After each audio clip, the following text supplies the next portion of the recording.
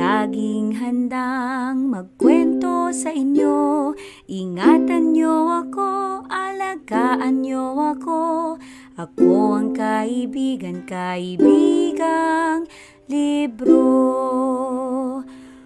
Huwag tatapakan, huwag uupuan, huwag pupunitin ang mga pahina. Ako ang kaibigang libro. Laging handang magkwento sa inyo. Ingatan niyo ako, alagaan niyo ako. Ako ang kaibigang libro.